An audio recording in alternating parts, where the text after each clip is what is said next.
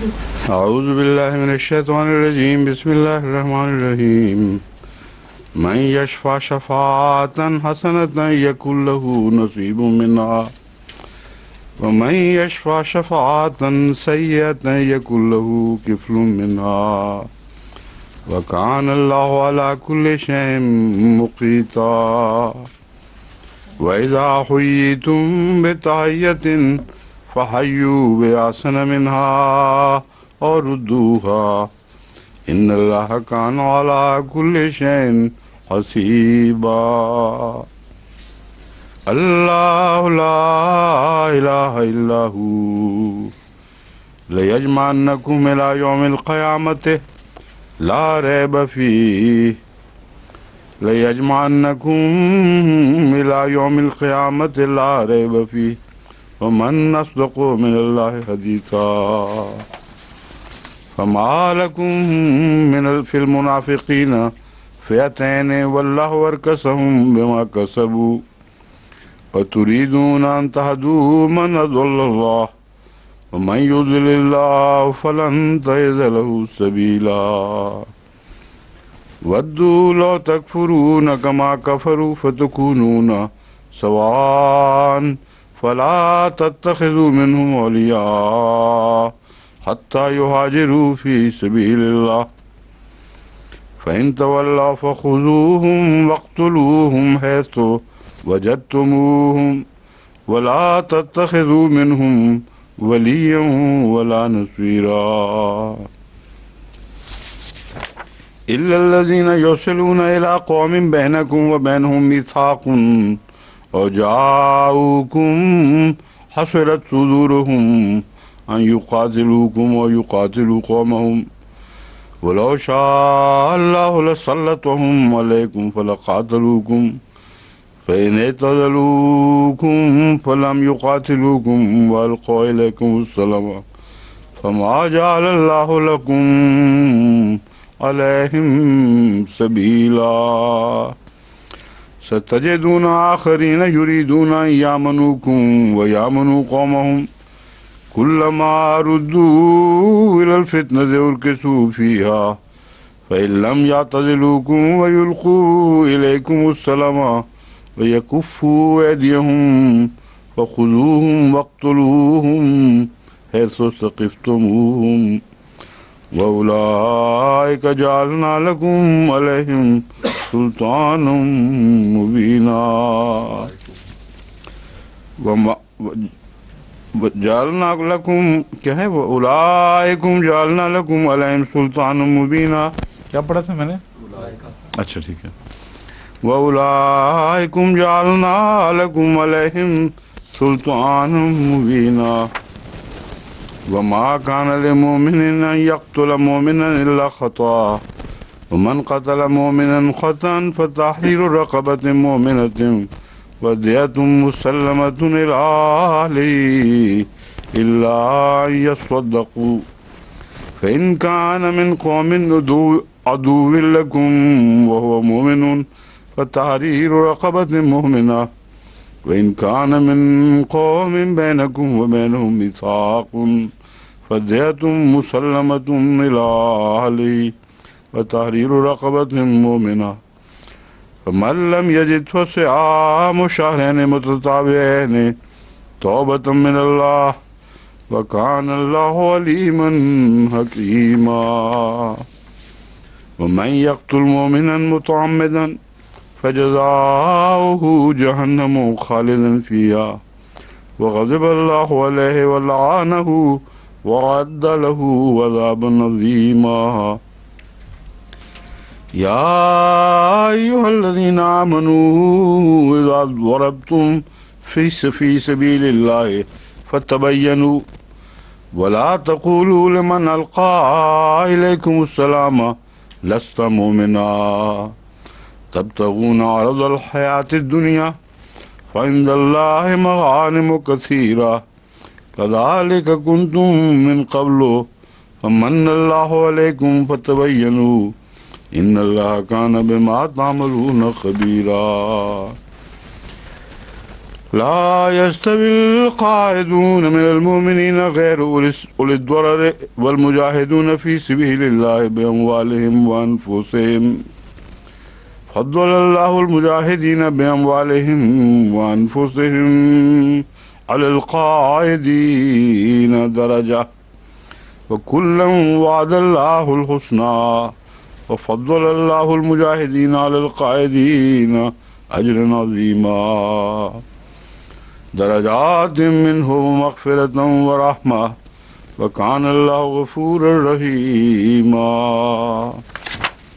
إن الذين توفاهم الملائكة ظالمي أنفسهم قالوا فيما كنتم قالوا كنا مستضعفين في الأرض قالوا ولم تكن أرض الله واسعة فتهاجروا فيها فأولئك مأواهم جهنم وساءت مصيرا إلا المستضعفين من الرجال والنساء والولدان لا يستطيعون حيلة ولا يهتدون سبيلا فأولئك عسى الله أن يعفو عنهم وكان الله عفوا غفورا ومن يهاجر في سبيل الله يجد في الأرض مراغما كثيرا وسعا ومن يخرج من بيته مهاجرا إلى الله ورسوله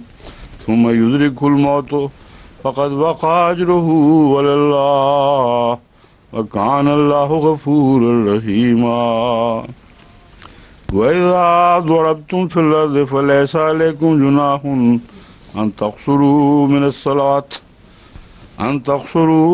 الصلاة إن خفتم من يفتنكم الذين كفروا إن الكافرين كانوا لكم عدوا مبينا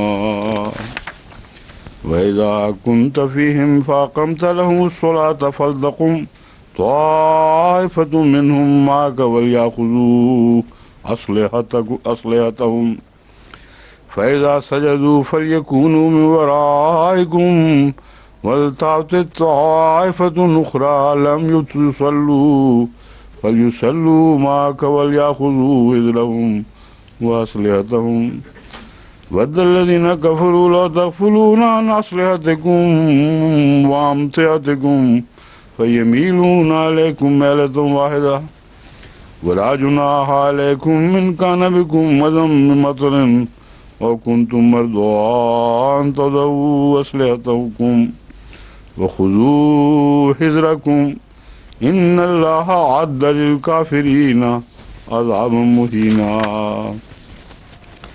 فإذا قضيتم الصلاة فاذكروا الله قياما وقعودا وعلى جنوبكم فإذا اطمأننتم فأقيموا الصلاة إن الصلاة كانت على المؤمنين كتابا موقوتا ولا تهنوا في ابتغاء القوم إن تكونوا تعلمون فإنهم يعلمون كما تعلمون وترجون من الله ما لا يرجون وكان الله عليما حكيما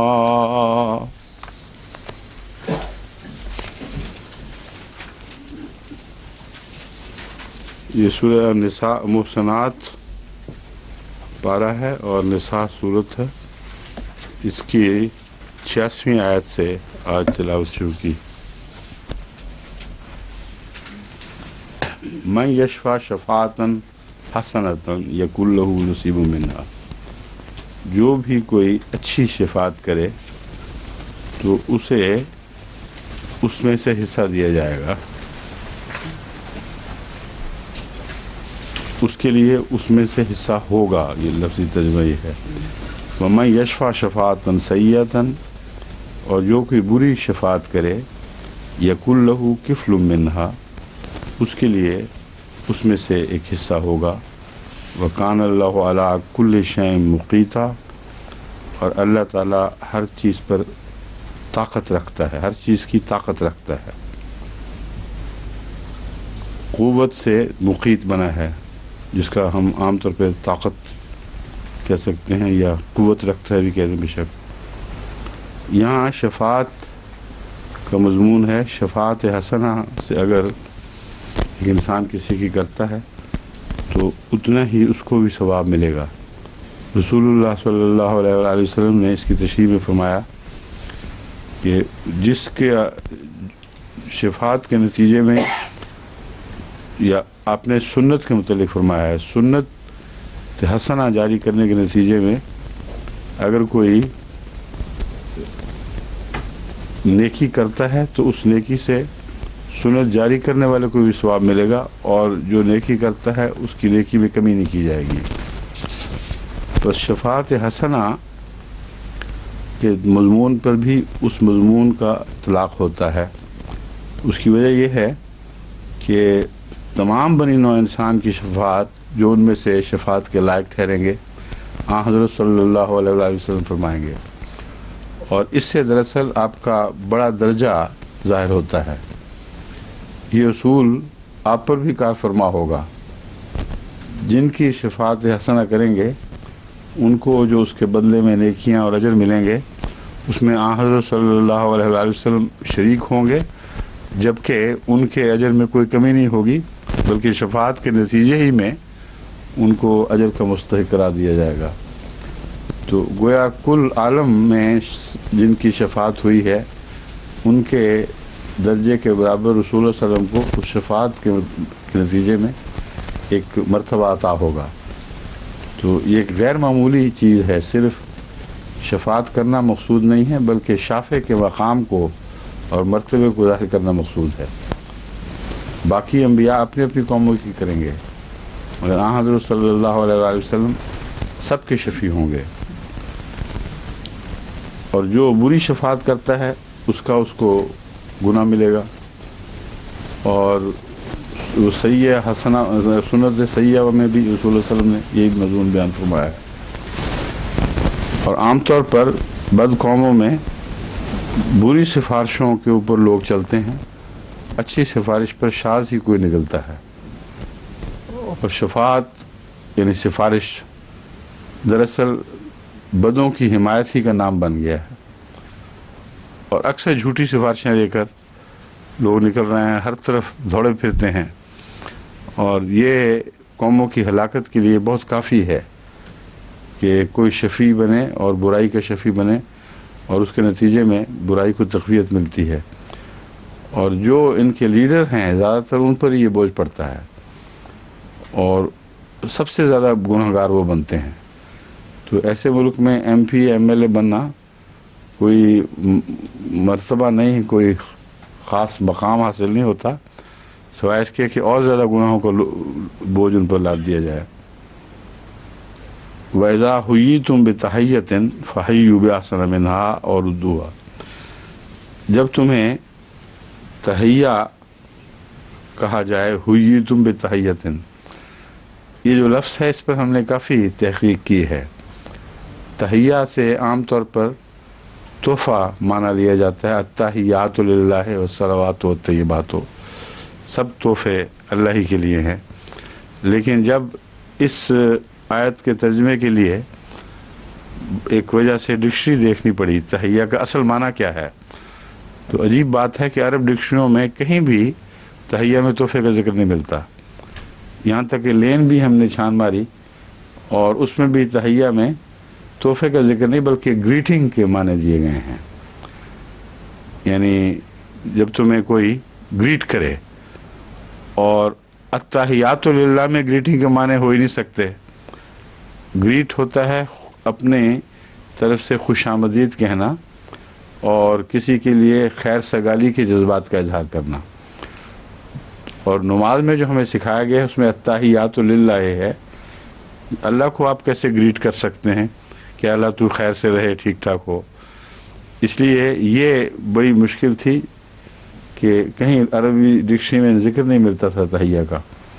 پھر ہم نے عربوں سے بات کی، حلمی شافی صاحب اور دوسرے عربوں سے پوچھا، فلسطین وغیرہ لکھا، ہر ایک عرب نے کہا کہ اس کا ترجمہ تحفہ ہے.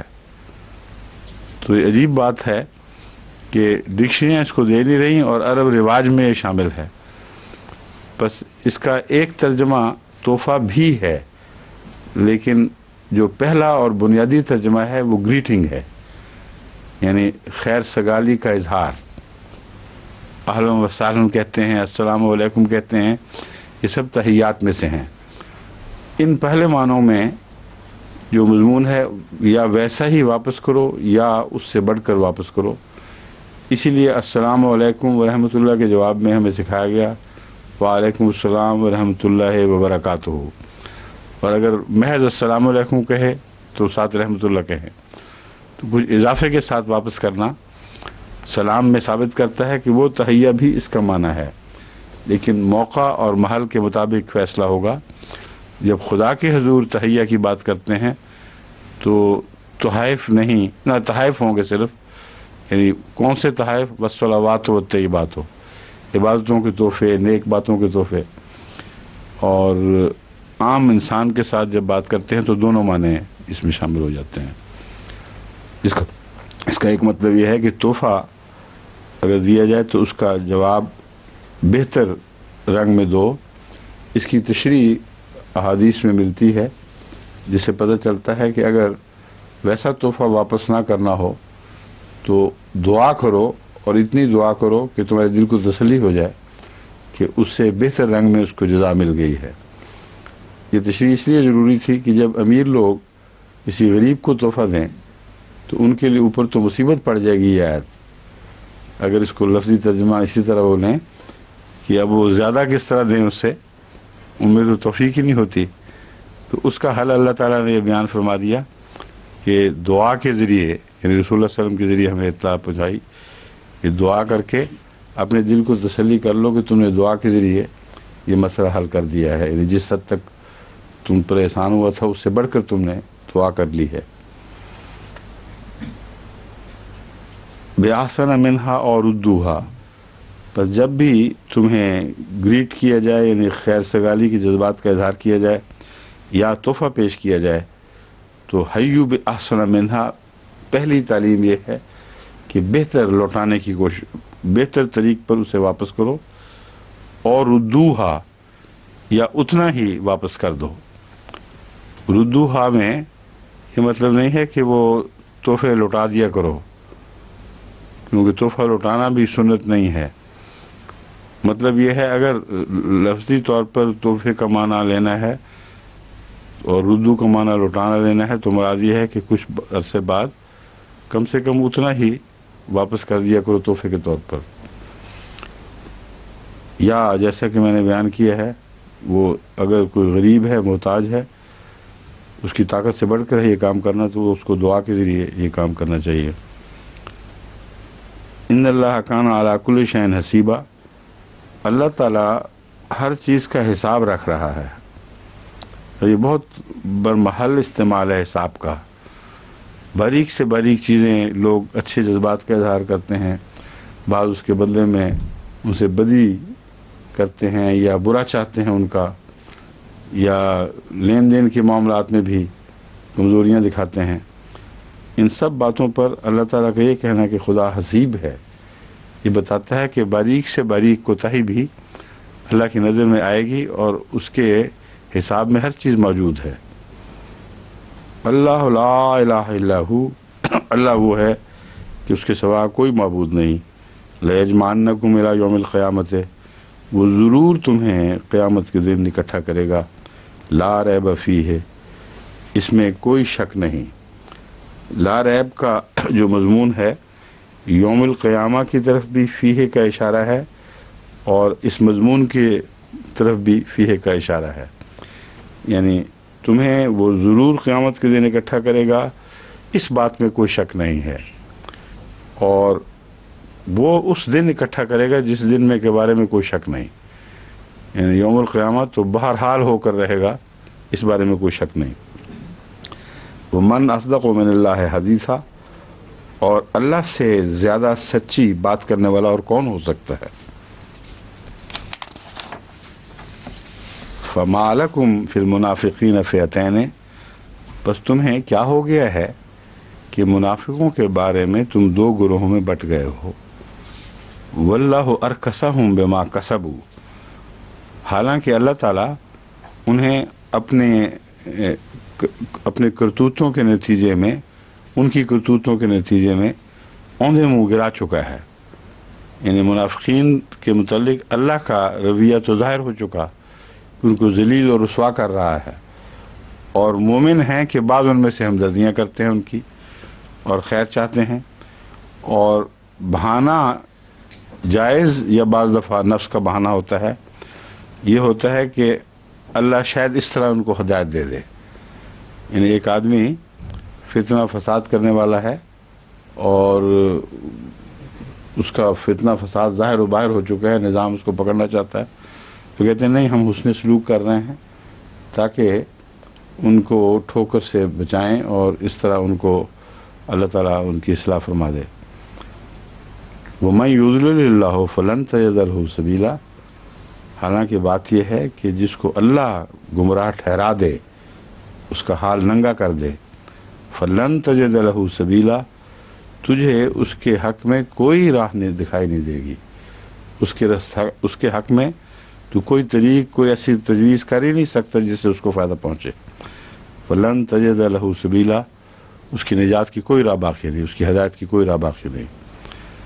وَدُّوا لَوْ تَكْفُرُونَ كَمَا كَفَرُوا، وہ چاہتے ہیں، لو تکفرون، ان کی دلی تمنا ہے، کاش تم کفر کرتے، کما کفروا، جس طرح انہوں نے کفر کیا، تم بھی کفر کرو یا کفر کرتے جس طرح انہوں نے کفر کیا۔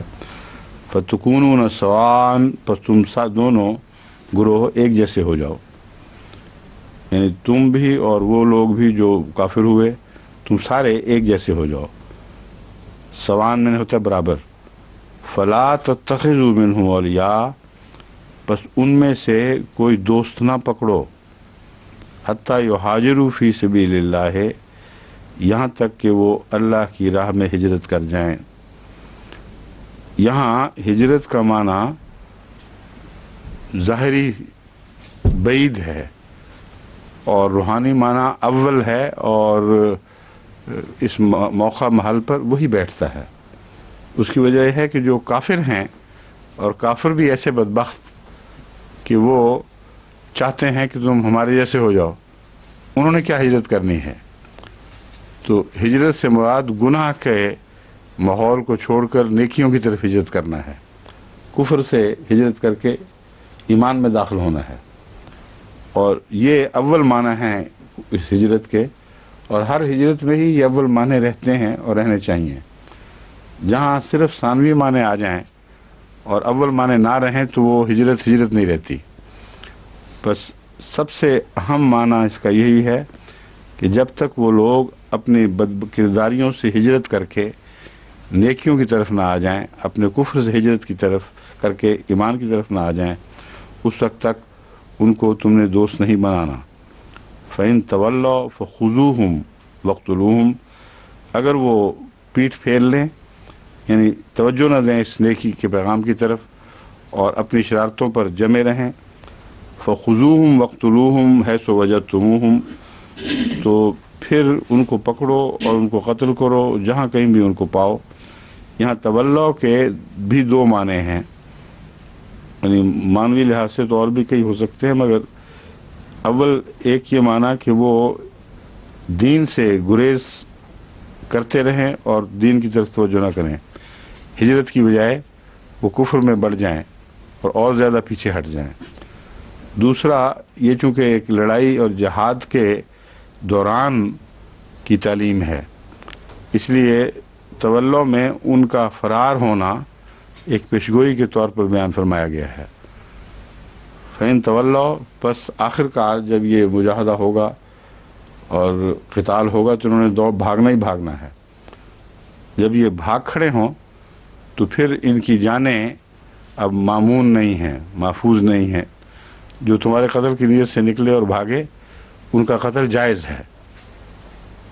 فَاقْتُلُوهُمْ حَيْثُ وَجَدتُّمُوهُمْ، تو پھر جہاں کہیں بھی ان کو پاؤ، وہ اپنے زندہ رہنے کا حق کھو بیٹھے ہیں۔ وَلَا تَتَّخِذُوا مِنْهُمْ وَلِيًّا وَلَا نَصِيرًا، اور ان سے ہرگز دوستی کا سلوک نہیں کرنا اور نہ ان سے کوئی مدد حاصل کرنی ہے، نہ اپنا دوست بنانا ہے، نہ کسی معاملے میں ان سے کوئی مدد حاصل کرنی ہے۔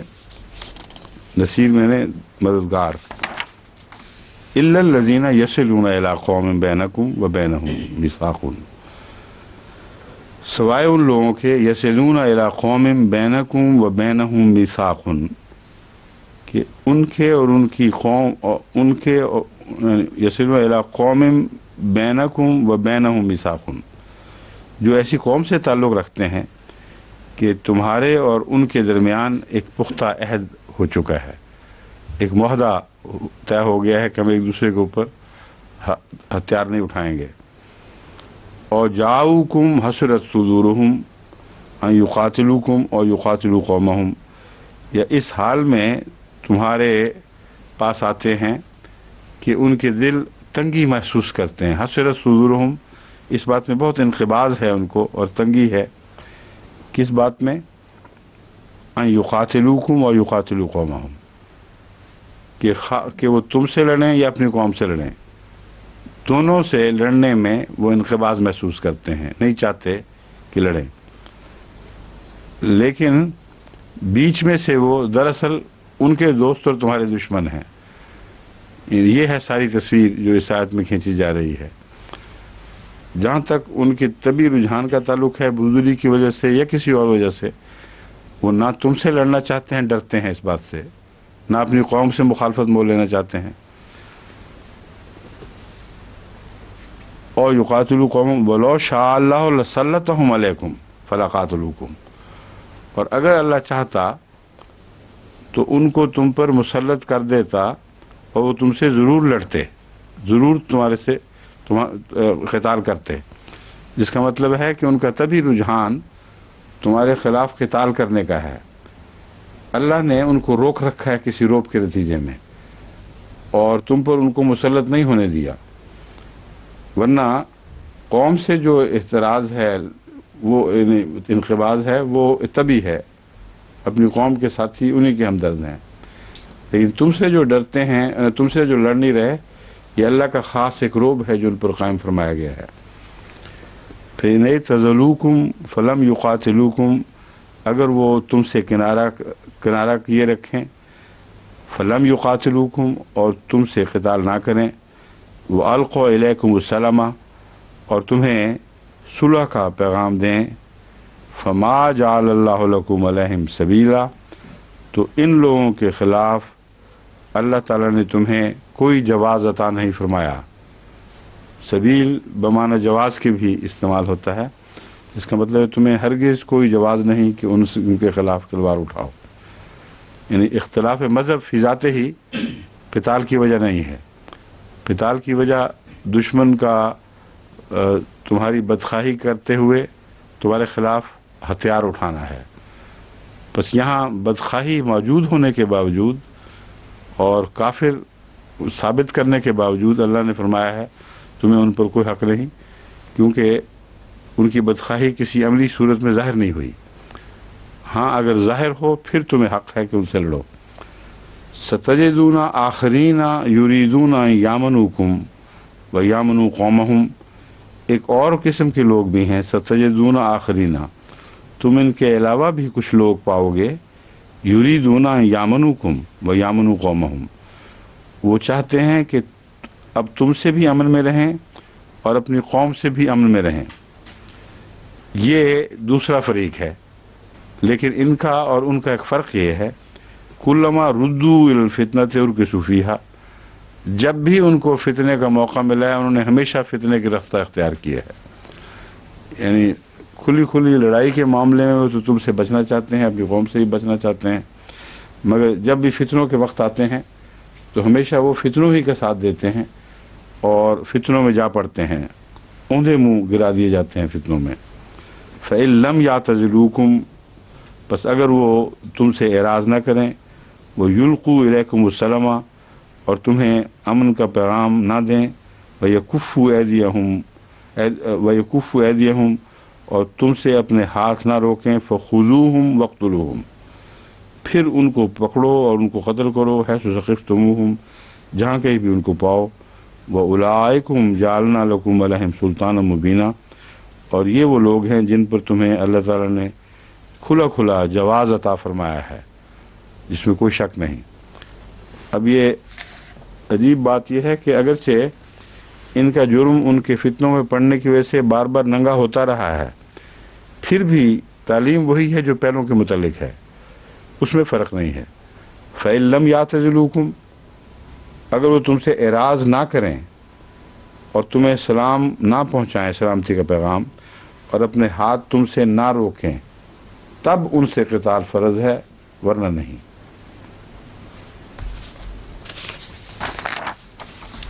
وَمَا كَانَ لِمُؤْمِنٍ أَن يَقْتُلَ وَمَا كَانَ لِمُؤْمِنٍ أَن يَقْتُلَ، مومن کے لیے جائز نہیں ہے ان یقتل مومنا، کہ کسی مومن کو قتل کرے، الا خطا، سوائے اس کے کہ غلطی سے ایسا ہو جائے، خطا کے نتیجے میں ایسا ہو۔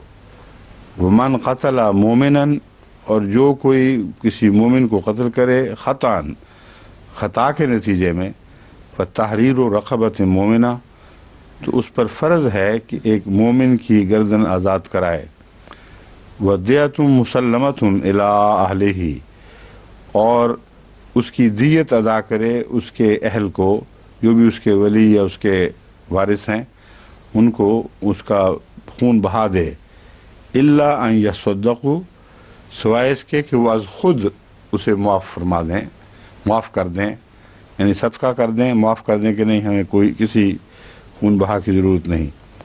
وَإِن كَانَ مِن قَوْمٍ بَيْنَكُمْ وَبَيْنَهُمْ مِيثَاقٌ، اور اگر غلطی سے قتل ایسے شخص کا کرو جو ایسی قوم سے تعلق رکھتا ہو کہ تمہارے اور ان کے درمیان ایک معاہدہ ہے۔ کیا؟ اچھا کون سا رہ گیا؟ ہاں ٹھیک ہے، وہ ایک ٹکڑا اوپر سے رہ گیا تھا۔ فَإِن كَانَ مِن قَوْمٍ عَدُوٍّ لَكُمْ، اور اگر وہ ایسی قوم سے تعلق رکھتا ہو جس سے تمہاری دشمنی ہے، اور وہ ہے مومن، وَهُوَ مُؤْمِنٌ، فَتَحْرِيرُ رَقَبَةٍ مُؤْمِنَةٍ، تو اس کے بدلے پھر خون بہا نہیں دینا، کیونکہ خون بہا تو دشمنوں کو ملے گا پھر، اور ان سے عداوت جاری ہے، لیکن ایک مومن کی گردن آزاد کرانا یہ بہرحال فرض ہے۔ وَإِن كَانَ مِن قَوْمٍ بَيْنَكُمْ وَبَيْنَهُمْ مِيثَاقٌ، اور اگر وہ ایسی قوم میں سے ہو کہ تمہارے درمیان اور ان کے درمیان ایک پختہ عہد باندھا جا چکا ہو، فَدِيَةٌ مُسَلَّمَةٌ إِلَىٰ أَهْلِهِ، تو پھر ایسی صورت میں خون بہا پورا اس کے اہل کے سپرد کرنا لازم ہے، وَتَحْرِيرُ رَقَبَةٍ مُؤْمِنَةٍ، اور ایک مومن کی گردن کا آزاد کرانا بھی۔ فَمَن لَّمْ يَجِدْ فَصِيَامُ شَهْرَيْنِ مُتَتَابِعَيْنِ، بس اگر کوئی یہ نہ توفیق پائے، لم یجد مطلب توفیق نہ پائے، فَصِيَامُ شَهْرَيْنِ، تو 2 مہینوں کے متتابعین جو مسلسل ہوں، 2 مسلسل مہینوں کے روزے رکھے، توبۃ من اللہ، یہ اللہ کی طرف سے توبہ کا طریق بتایا گیا ہے، وَكَانَ اللَّهُ عَلِيمًا حَكِيمًا، اور اللہ تعالیٰ بہت جاننے والا اور بہت حکمت والا ہے۔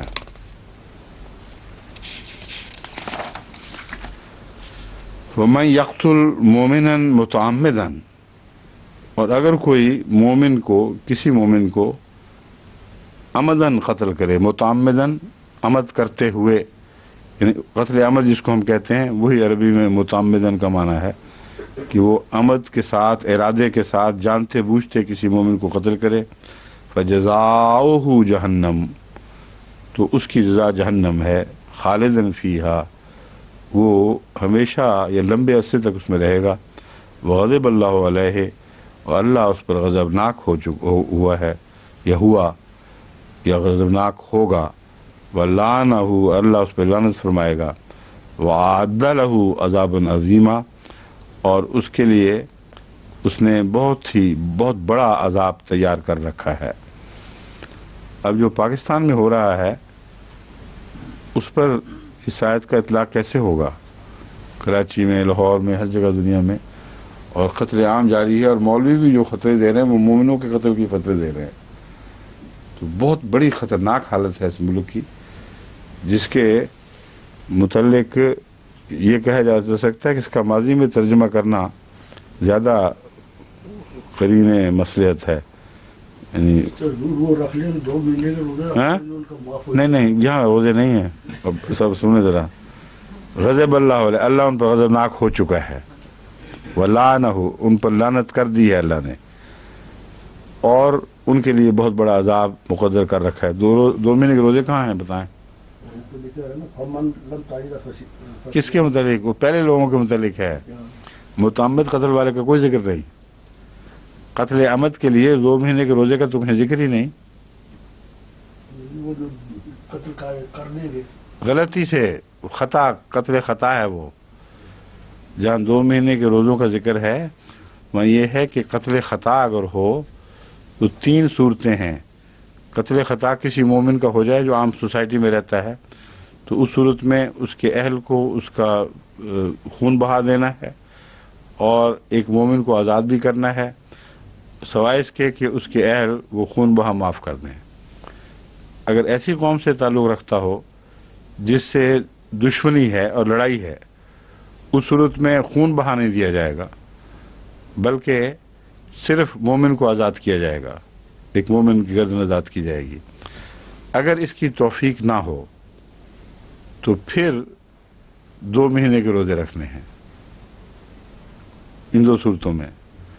اور اگر جان بوجھ کے قتل کیا ہے، پہلا خطا کا قتل تھا، تو پھر تو خدا کا غضب نازل ہو گیا اس پر. اس صورت میں کہیں 2 مہینے کے روزے کا ذکر نہیں آیا. سمجھ گئے؟ شکر ہے آپ کو بتا دیا کہ آپ ارادہ ہی نہ مان بیٹھے ہوں گے کہ 2 مہینے کے روزے کی کوئی بات نہیں ہے. مار کے 2 مہینے کے روزے رکھ لیے معاف کر. ہاں فکر نہ کریں آپ کو، کچھ نہیں، اس میں کوئی گنجائش نہیں ان کے لیے نکل رہی. یا ایھا الذین آمنوا اذا ضربتم فی سبیل اللہ تبینوا. یہاں جو مومنوں کا طریقہ کار ہے بہت کھول کر بیان فرمایا ہے کہ مومن قتل میں جلدی نہیں کرتا، وہ خون کا پیاسا نہیں ہوتا، اور کوئی حرص بھی اس کو غلطی سے قتل پر آمادہ نہیں کر سکتی. اے وہ لوگو جو ایمان لائے ہو، جب تم سفر پر نکلو، اذا ضربتم فی سبیل اللہ، اللہ کی راہ میں، فتبینوا. اب یہاں اکثر جو اللہ کی راہ میں نکلنا ہوتا ہے سفر پر، اکثر صورتوں میں یہ جہاد کی نیت سے نکلنے کے اوپر اطلاق پاتا ہے، مگر اس کے علاوہ تبلیغی مہمات ہیں، جیسا کہ صحابہ کو بھیجا گیا وہ جو تھے حفاظ قرآن، تو وہ بھی خدا کی راہ میں سفر پر نکلنے کی مثالیں ہیں. حضرت صلی اللہ علیہ وآلہ وسلم کے پیغام لے کر جو لوگ جاتے ہیں، یہ سارے اس آیت کے تابع آ جاتے ہیں. فتبینوا، تو خوب اچھی طرح بات کو کھول لیا کرو. ولا تقولوا لمن القى الیکم السلام لست مؤمنا. تمہیں راہ چلتے کوئی کہتا ہے السلام علیکم، تو ہرگز نہیں کہنا کہ تم مومن نہیں ہو. صرف سلام ہی کافی ہے. تبتغون عرض الحیات الدنیا، غرض تمہاری یہ ہوگی اس وقت اس کے اسلام کا انکار کرنے میں کہ اس کو ماریں گے تو جو کچھ ہاتھ آئے گا وہ مال غنیمت ہے، کیونکہ لڑائی کی سٹیٹ ہے اس وقت جاری. ارد گرد ماحول سے ایک سٹیٹ آف وار، ایک جنگ کی حالت قائم ہو چکی ہے. اس صورت میں جو دشمن ملتا ہے رستے میں، اس سے مٹ بھیڑ ہو، قتل ہو، تو اس کا مال غنیمت بن جاتا ہے. تو فرمایا کہ اگر کوئی صرف سلام ہی کہہ دے، اس سے مزید چھان بین نہیں کرنی، اس کو اپنا ہی سمجھو، اس نے سلامتی کا پیغام دے دیا، بس کافی ہے. اور دنیا کی دولت چاہنے کے لیے اس کو قتل میں جلدی نہ کرو.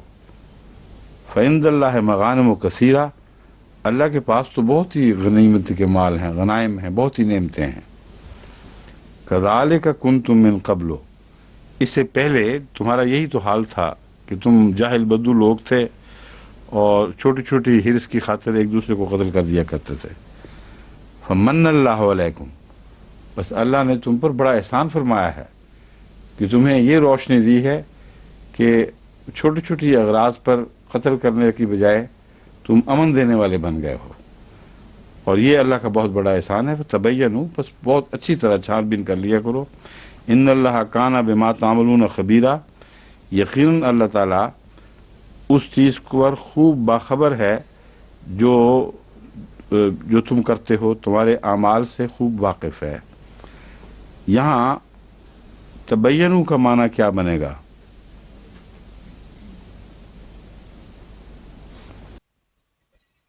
جی جاوید صاحب اور علماء کرام بتائیں.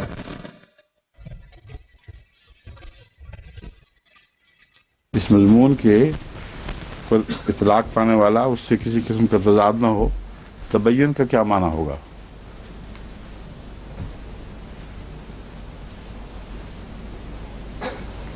کیوں آپ بتائیں قمر صاحب.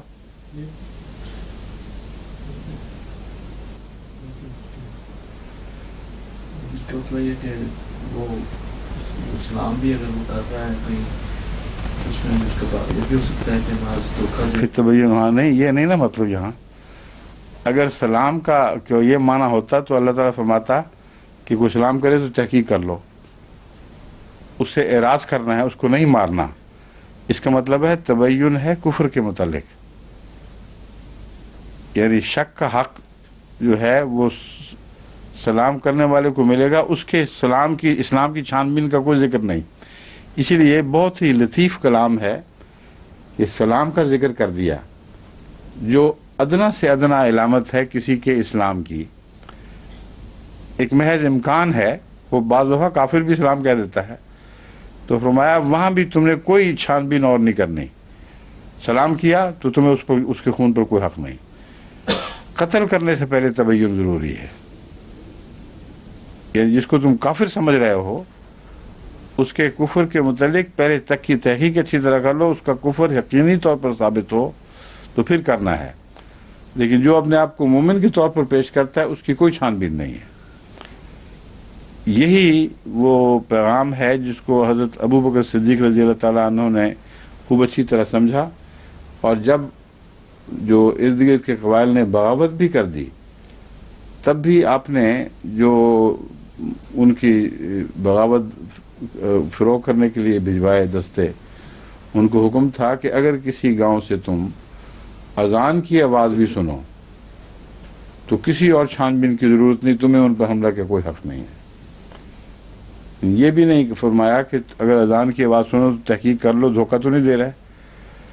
تو یہ وہی مضمون ہے، دراصل قرآن کی اسی آیت کے تابع وہ فیصلہ تھا کہ جب کوئی شخص کہتا ہے ایسا انداز اختیار کرتا ہے کہ وہ مسلمان ہے تو تمہیں اس غرض سے چھان بین کا حق کوئی نہیں کہ شاید اندر سے نہ ہو، اس کو قتل کر دیا جائے. بس آج کل جو پاکستان میں ہو رہا ہے وہ قرآن کریم کے اس مضمون کے بالکل برعکس ہے، بالکل لگتا ہے الٹا کے رکھ دیا ہے اس آیت کو، اور ان اندھوں کو پتہ نہیں لگتا. کیوں جی؟ ٹھیک ہے نا؟ اور یہاں بھی کسی 2 مہینے کے روزے کا ذکر کوئی نہیں ہے.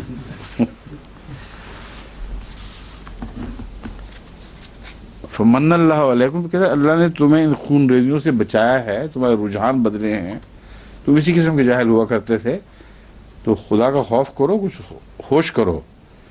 یہاں تبینوا بمعنی ہوش کرنے کے استعمال ہوا ہے. ان اللہ کان بما تعملون خبیرہ، اللہ تعالیٰ تمہارے اعمال سے خوب باخبر ہے. لا یستوی القاعدون من المؤمنین غیر اولی الضرر والمجاہدون فی سبیل اللہ باموالہم وانفسہم. لا یستوی القاعدون من المؤمنین غیر اولی الضرر،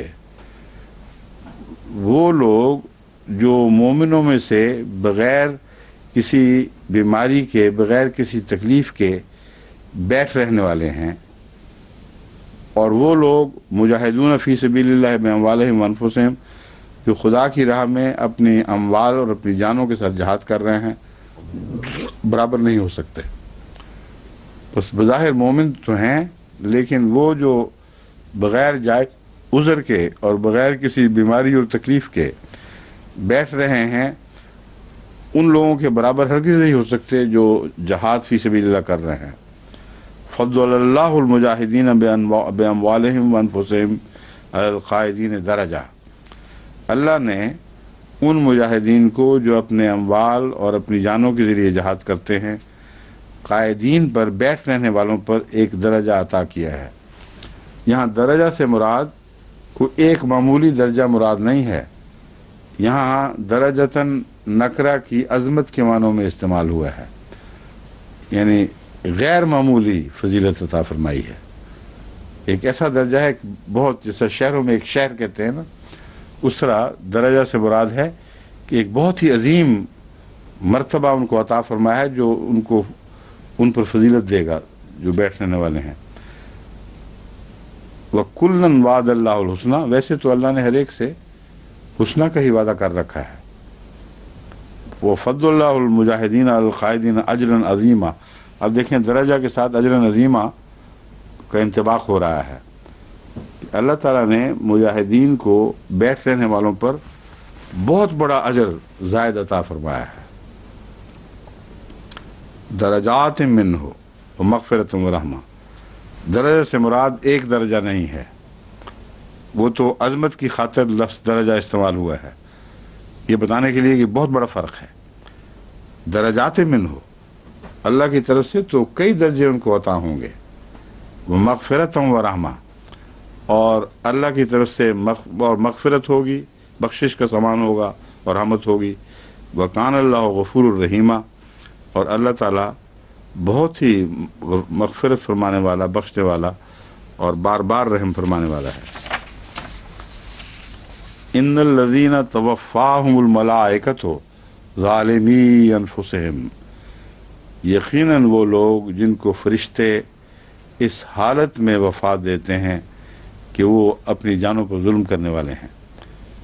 क़ालू फ़ीमा कुंतुम, वो उनसे पूछेंगे उस वक्त जब वो जान ले रहे होंगे, फ़ीमा कुंतुम, क्या तुम्हारा क्या हाल था, क्यों तुम अपने मग़फ़िरत के मौक़े खो बैठे, क्यों ऐसे अमाल किए जिसके नतीजे में अब तुम्हें हम सज़ा की खुशखबरी दे रहे हैं।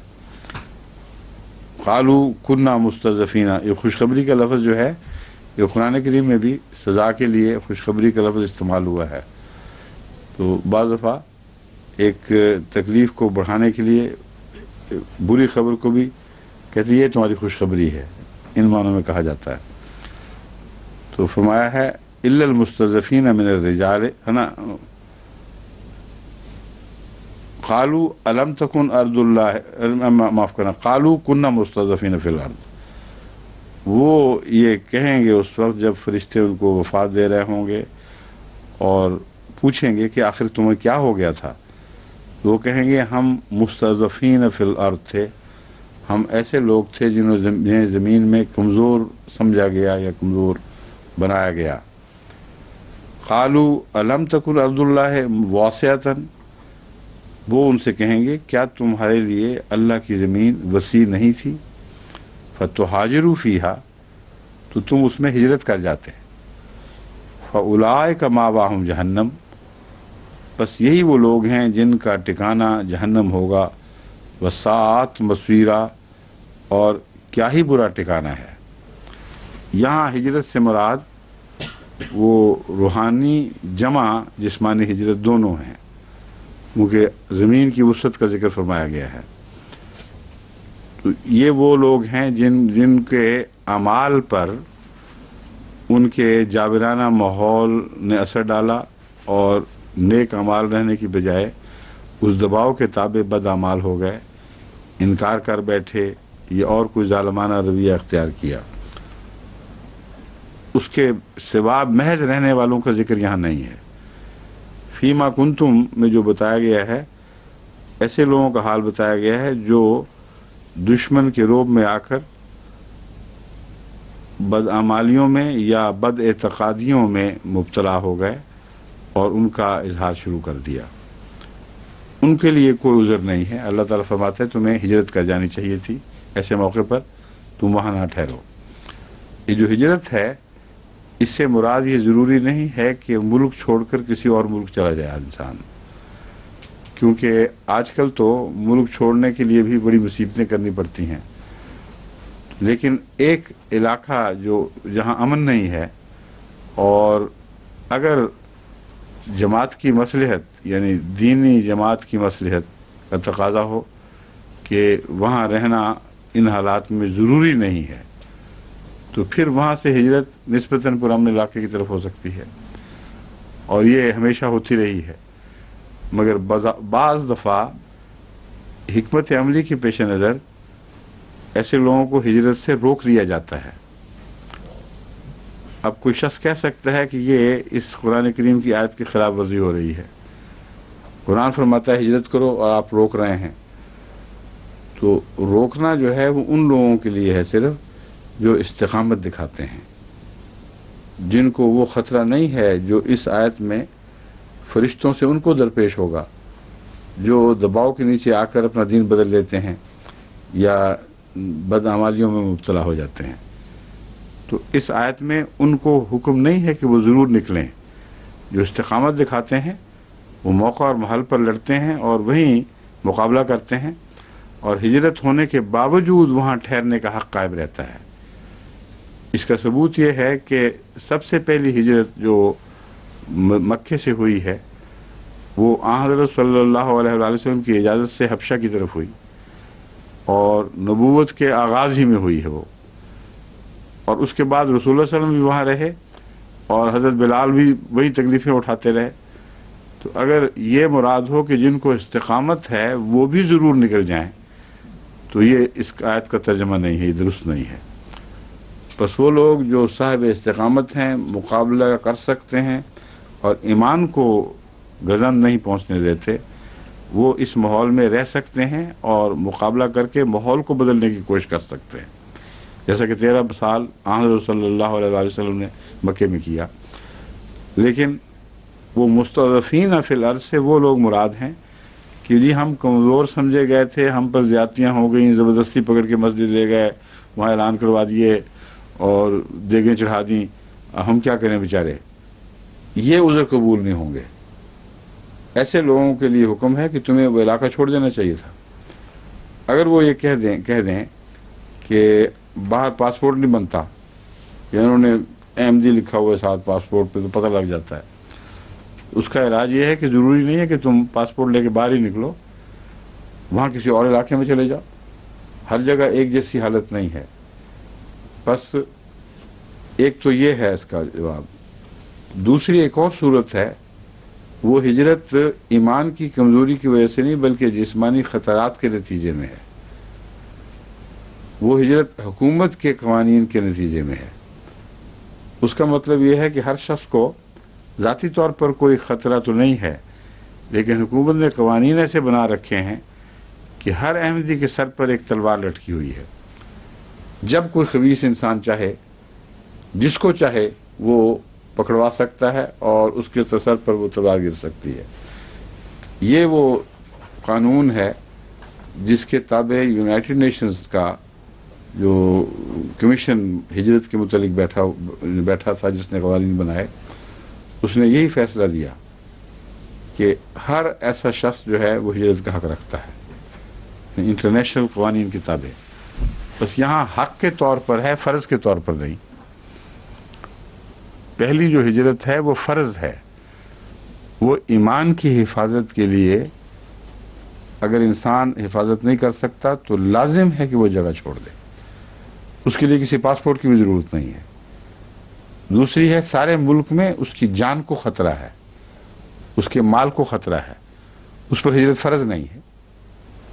اگر یہ فرض ہوتی تو رسول اللہ صلی اللہ علیہ وسلم کے زمانے میں آغاز ہی سے وہ ہجرت ہو جانی چاہیے تھی۔ بس ایسی ہجرت اس کا حق ہے، اور اس لیے جب وہ باہر جاتے ہیں ایسے لوگ، ان کو کسی جھوٹ بنانے کی ضرورت ہی کوئی نہیں۔ اول تو اگر جھوٹ کے ذریعے کوئی پناہ ملتی ہے تو ہے ہی ناجائز، لیکن کسی جھوٹ بنانے کی ضرورت نہیں ہے۔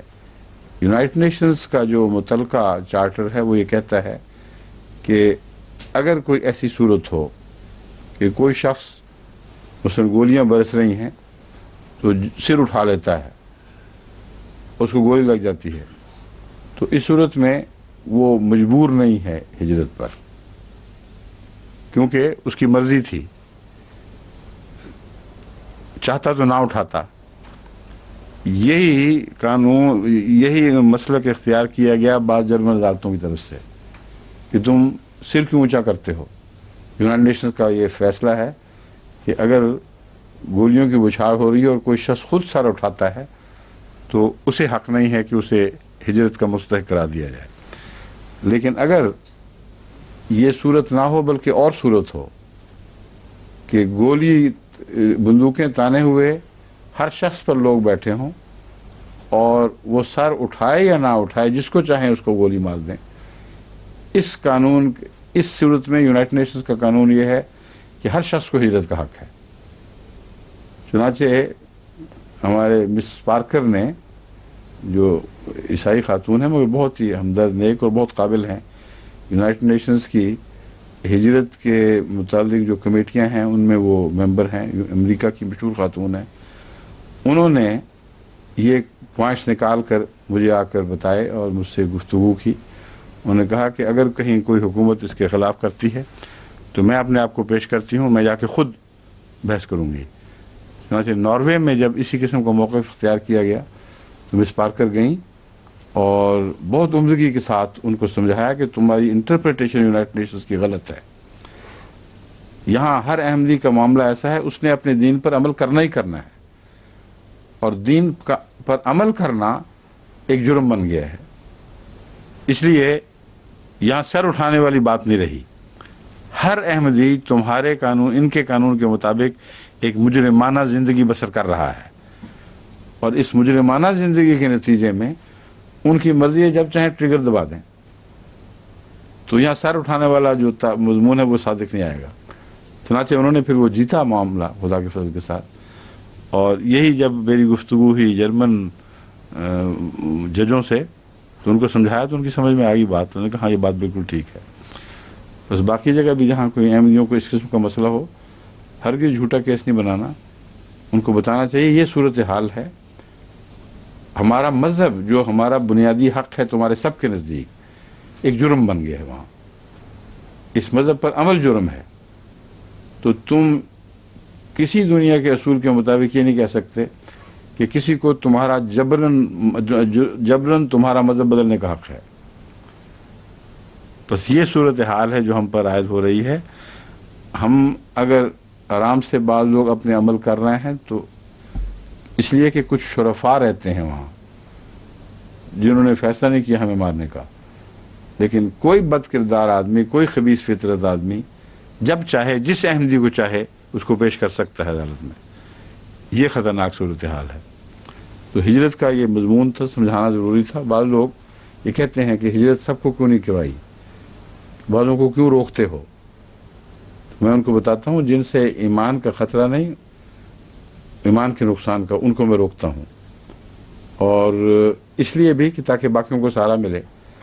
چنانچہ حضرت مسیح موعود علیہ السلام کے خاندان کو میں نے حکماً روک رکھا ہے کہ تم نے جو اسائلم والی ہجرت ہے وہ نہیں کرنی۔ اپنے طور پر دنیا کے قوانین، دوسرے قوانین سے استفادہ کرتے ہوئے علم کی خاطر، نوکری کی خاطر جہاں مرضی جاؤ، لیکن اسائلم کی خاطر ہجرت نہیں کرنی۔ اس کی وجہ یہ ہے کہ مجھے پتا ہے کہ اللہ کے فضل سے ان کے ایمان کو کوئی خطرہ نہیں، لیکن اگر ان کو اجازت دی جائے تو وہ غریب جو بڑی کثرت سے ہیں، جن کو توفیق ہی نہیں کہ وہ ہجرت کر سکیں، ان کو اپنی جان اور مال کی حفاظت کی خاطر پھر نکلنا پڑے گا، اور نکل سکیں گے نہیں۔ یہ اس کے پیش حکمت اس کے پس منظر میں ہے۔ تو اس آیت کے حوالے سے میں نے کہا یہ سارا مضمون بھی جماعت کو سمجھا دوں، ورنہ کئی دفعہ لوگ پوچھتے رہتے ہیں اور ہر ایک کو آدمی خط لکھ کے یہ نہیں بتا سکتا۔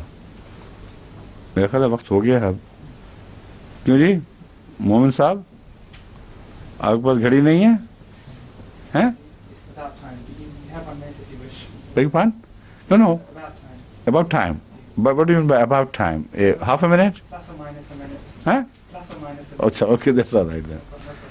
بس پھر یہ آیت تک ہی رکھتے ہیں 98 آیت آگے بعد میں ہیں۔ السلام علیکم.